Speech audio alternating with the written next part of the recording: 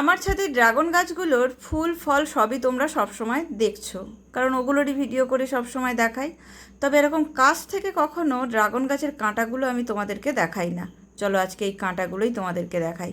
দেখতে পাচ্ছ একটা একটা গোড়া থেকে 3টে 4টে করে কাঁটা বেরিয়েছে। যে সকল বন্ধুদের বাড়িতে ড্রাগন গাছ আছে তারা তো এই কাঁটার খোঁচা খাচ্ছই, আর আমি তো সারা দিন খাচ্ছি, কারণ আমার ড্রাগন গাছের প্রতি যে এত ভালোবাসা, যার জন্যে আমি সারা ছাদ ভর্তি করে ড্রাগন গাছ লাগিয়ে ফেলেছি।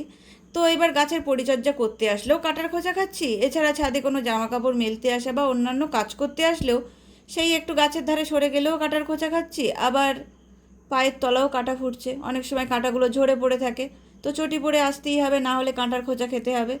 তো যতই কাঁটার খোঁচা খাই না কেন, মন্দ লাগে না, কিন্তু গাছে যখন বেশ দারুণ সুস্বাদু একটা ফল হয় আর সেই ফলটা তুলে খাই, তখন এই কাঁটার খোঁচা টোচা কিন্তু সব ভুলে যাই, একদম গায়ে আর ব্যথা লাগে না।